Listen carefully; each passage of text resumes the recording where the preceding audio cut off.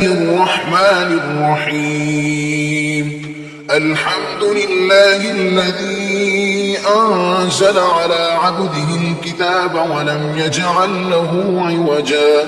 قيما لينذر بأسا شديدا من لدنه ويبشر المؤمنين الذين يعملون الصالحات أن لهم أجرا حسنا ماكثين فيه أبدا وينذر الذين قالوا اتخذ الله ولدا ما لهم به من علم ولا لآبائهم كبرت كلمة تخرج من أفواههم إن يقولون إلا كذبا فلعلك باخع نفسك على آثارهم إن لم يؤمنوا بهذا الحديث أسفا إنا جعلنا ما على الأرض زينة لها لنبلوهم أيهم أحسن عملا وإنا لجاعلون ما عليها صعيدا جرزا أم حسبت أن أصحاب الكهف والرقيم كانوا من آياتنا عجبا إذ أوى الفتية إلى الكهف فقالوا ربنا آتنا من لدنك رحمة وهيئ لنا من أمرنا رشدا فوربنا على آذانهم في الكهف سنين عددا ثم بعثناهم لنعلم أي الحزبين أحصى لما لبثوا أمدا نحن نقص عليك نبأهم بالحق إنهم فتية آمنوا بربهم وزدناهم هدى وربطنا على قلوبهم إذ قاموا فقالوا ربنا رب السماوات والأرض لن ندعو من دونه إلها لقد قلنا إذا شططا هؤلاء قوم اتخذوا من دونه آلهة لولا يأتون عليهم بسلطان بين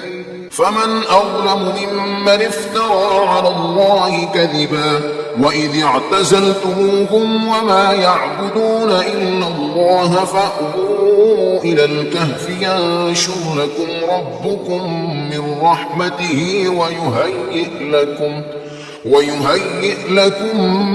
من أمركم مرفقا وترى الشمس إذا طلعت تزاور عن كهفهم ذات اليمين وإذا غربت تقرضهم ذات الشمال وهم في فجوة منه ذلك من آيات الله من يهد الله فهو المهتد ومن يضلل فلا تجد له وليا مرشدا وتحسبهم أيقاظا وهم رقود ونقلبهم ذات اليمين وذات الشمال وكلبهم باسط ذراعيه بالوصيد لو اطلعت عليهم لوليت منهم فرارا ولملئت منهم رعبا وكذلك بعثناهم ليتساءلوا بينهم قال قائل منهم كم لبثتم قالوا لبثنا يوما أو بعض يوم قالوا ربكم أعلم بما لبثتم فابعثوا أحدكم بورقكم هذه إلى المدينة فلينظر أيها أزكى طعاما فليأتكم برزق منه وليتلطف ولا يشعرن بكم أحدا إنهم إن يظهروا عليكم يرجموكم أو يعيدوكم في ملتهم ولا تفلحوا إذا أبدا وكذلك أعثرنا عليهم ليعلموا أن وعد الله حق وأن الساعة لا ريب فيها إذ يتنازعون بينهم أمرهم فقالوا ابنوا عليهم بنيانا ربهم أعلم بهم قال الذين غلبوا على أمرهم لنتخذن عليهم مسجدا سيقولون ثلاثة رابعهم كلبهم ويقولون خمسة سادسهم كلبهم رجما بالغيب ويقولون سبعة وثامنهم كلبهم قل ربي أعلم بعدتهم ما يعلمهم إلا قليل فلا تمار فيهم إلا مراء ظاهرا ولا تستفت فيهم منهم أحدا ولا تقولن لشيء إني فاعل ذلك غدا إلا أن يشاء الله واذكر ربك إذا نسيت وقل عسى أن يهديني ربي لأقرب من هذا رشدا ولبثوا في كهفهم 300 سنين وازدادوا 9 قل الله أعلم بما لبثوا له غيب السماوات والأرض أبصر به وأسمع ما لهم من دونه من ولي ولا يشرك في حكمه أحدا واتل ما أوحي إليك من كتاب ربك لا مبدل لكلماته ولا تجد من دونه ملتحدا واصبر نفسك مع الذين يدعون ربهم بالغداة والعشي يريدون وجهه ولا تعد عيناك عنهم تريد زينة الحياة الدنيا ولا تطع من أغفلنا قلبه عن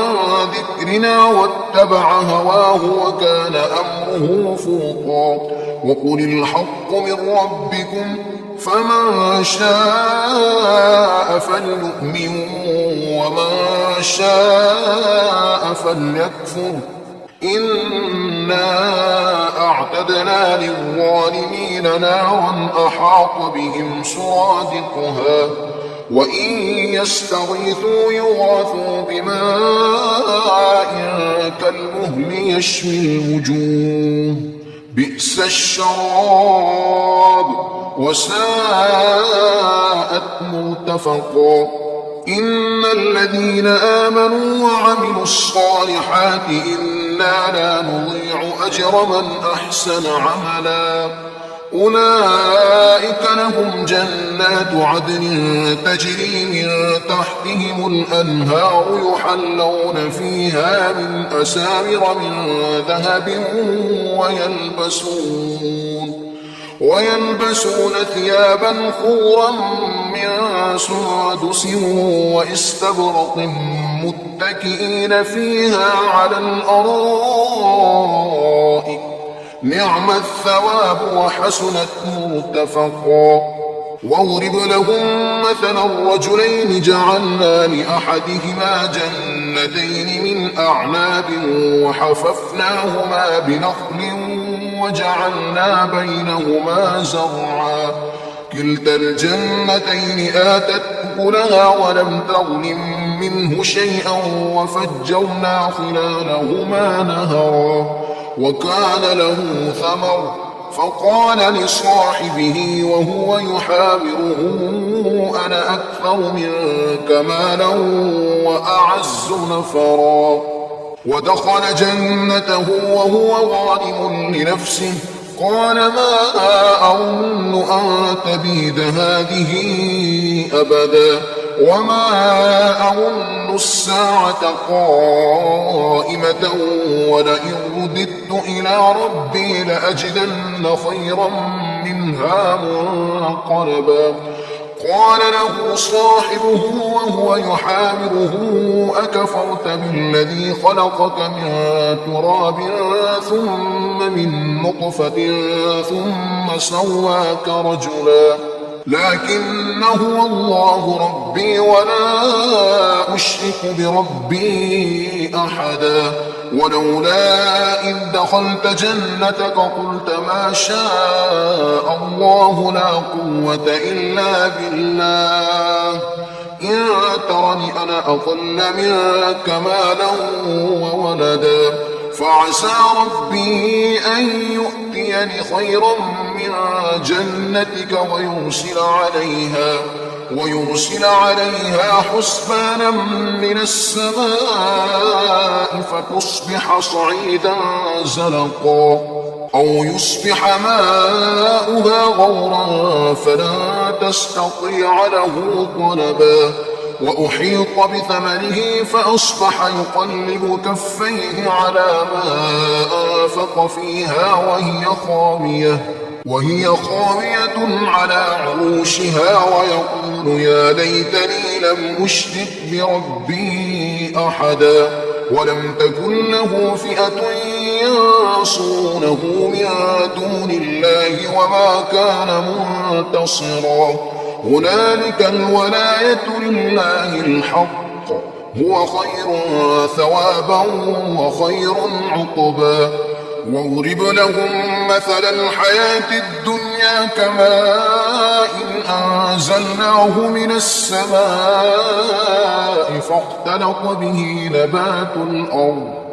فاختلط به نبات الأرض فأصبح هشيما تذروه الرياح وكان الله على كل شيء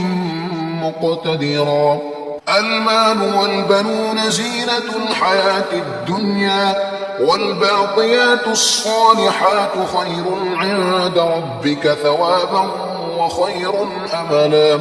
ويوم نسير الجبال وترى الأرض بارزة وحشرناهم فلم نغادر منهم أحدا وعرضوا على ربك صفا لقد جئتمونا كما خلقناكم أول مرة بل زعمتم أن لن نجعل لكم موعدا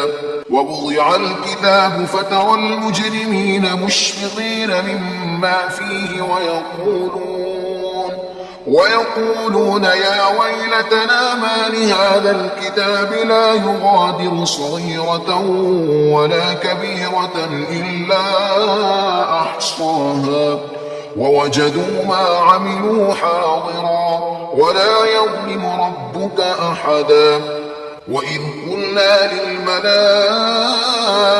اسجدوا لآدم فسجدوا إلا إبليس كان من الجن ففسق عن أمر ربه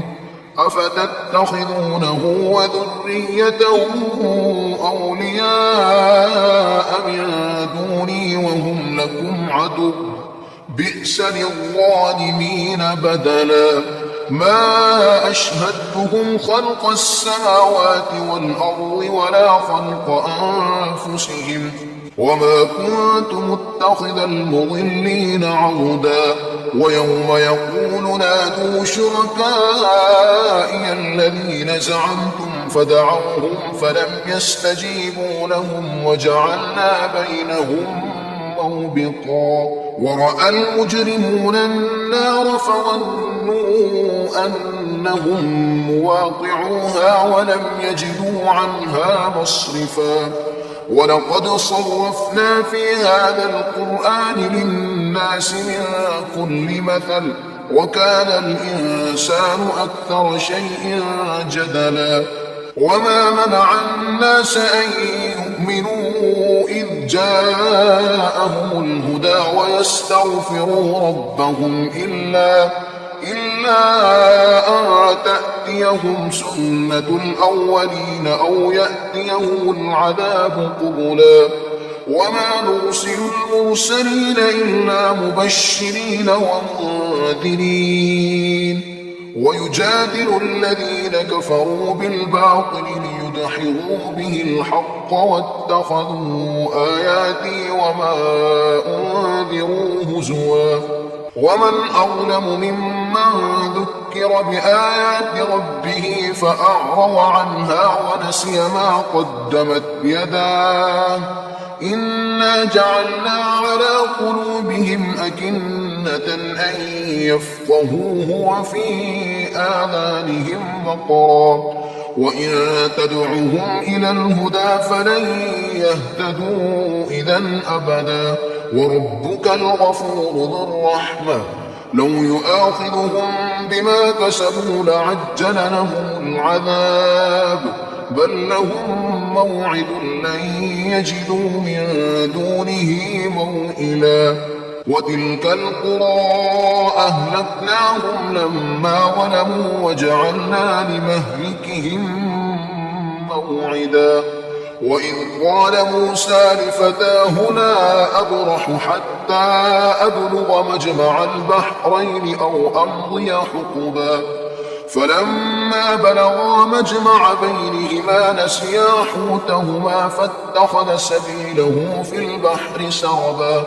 فلما جاوزا قال لفتاه آتنا غداءنا لقد لقينا من سفرنا هذا نصبا قال أرأيت إذ أوينا إلى الصخرة فإني نسيت الحوت وما أنسانيه إلا الشيطان أن أذكره واتخذ سبيله في البحر عجبا قال ذلك ما كنا نبغي فارتدا على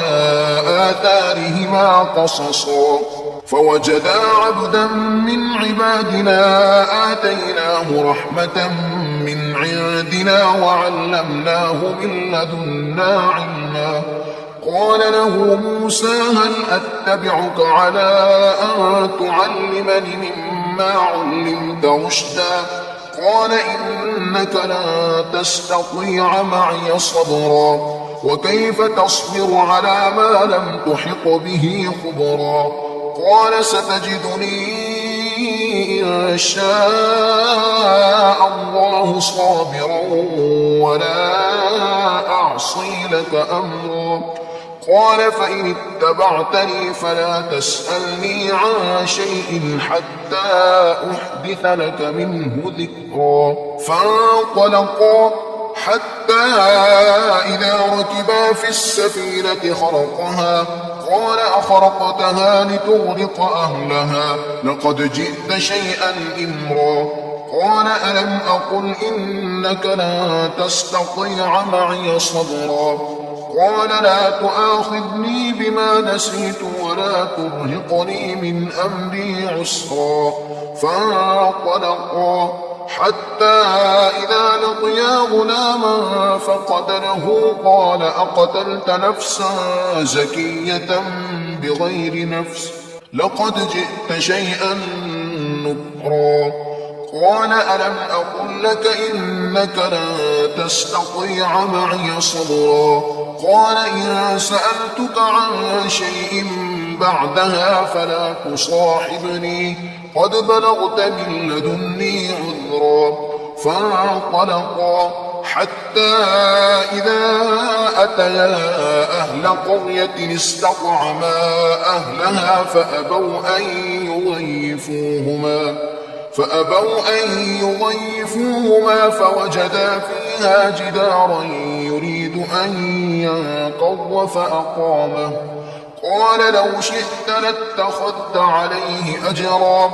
قال هذا فراق بيني وبينك سأنبئك بتأويل ما لم تستطع عليه صبرا أما السفينة فكانت لمساكين يعملون في البحر فأردت أن أعيبها وكان وراءهم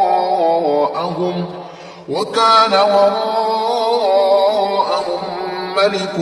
يأخذ كل سفينة غصبا وأما الغلام فكان أبواه مؤمنين فخشينا أن يرهقهما طغيانا وكفرا فأردنا أن يبدلهما ربهما خيرا منه زكاة وأقرب رحما وأما الجدار فكان لغلامين يتيمين في المدينة وكان تحته كنز لهما وكان أبوهما صالحا فأراد ربك أن يبلغا أشدهما ويستخرجا كنزهما رحمة من ربك وما فعلته عن أمري ذلك تأويل ما لم تسطع عليه صبرا ويسألونك عن ذي القرنين قل سأتلو عليكم منه ذكرا إنا مكنا له في الأرض وآتيناه من كل شيء سببا فأتبع سببا حتى إذا بلغ مغرب الشمس وجدها تغرب في عين حمئة ووجد عندها قوما قلنا يا ذا القرنين إما أن تعذب وإما أن تتخذ فيهم حسنا قال أما من ظلم فسوف نعذبه ثم يرد إلى ربه فيعذبه عذابا نكرا وأما من آمن وعمل صالحا فله جزاء الحسنى وسنقول له من أمرنا يسرا ثم أتبع سببا حتى إذا بلغ مطلع الشمس وجدها تطلع على قوم لم نجعل لهم من دونها سترا كذلك وقد أحطنا بما لديه خبرا ثم أتبع سببا حتى إذا بلغ بين السدين وجد من دونهما قوما لا يكادون يفقهون قولا قالوا يا ذا القرنين إن يأجوج ومأجوج مفسدون في الأرض فهل نجعل لك خرجا على أن تجعل بيننا وبينهم سدا قال ما مكني فيه ربي خير فأعينوني بقوة أجعل بينكم وبينهم ردما آتوني زبر الحديد حتى إذا ساوى بين الصدفين قال انفخوا حتى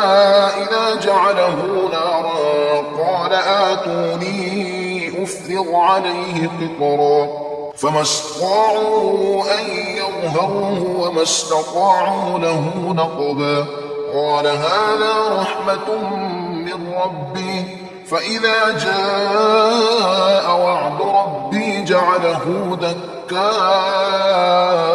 وكان وعد ربي حقا وتركنا بعضهم يومئذ يموج في بعض ونفخ في الصور فجمعناهم جمعا وعرضنا جهنم يومئذ للكافرين عرضا الذين كانت أعينهم في غطاء عن ذكري وكانوا لا يستطيعون سمعا أفحسب الذين كفروا أن يتخذوا عبادي من دوني أولياء إنا أعتدنا جهنم للكافرين نزلا قل هل ننبئكم بالأخسرين أعمالا الذين ضل سعيهم في الحياة الدنيا وهم يحسبون أنهم يحسنون صنعا أولئك الذين كفروا بآيات ربهم ولقائه فحبطت أعمالهم فلا نقيم لهم يوم القيامة وزنا ذلك جزاؤهم جهنم بما كفروا واتخذوا آياتي ورسلي هزوا إن الذين آمنوا وعملوا الصالحات كانت لهم جنات الفردوس نزلا خالدين فيها لا يبغون عنها حولا قل لو كان البحر مدادا لكلمات ربي لنفد البحر قبل أن تنفد كلمات ربي ولو جئنا بمثله مددا قل إنما أنا بشر مثلكم يوحى إلي أنما إلهكم إله واحد فمن كان يرجو لقاء ربه فليعمل عملا صالحا ولا يشرك بعبادة ربه أحدا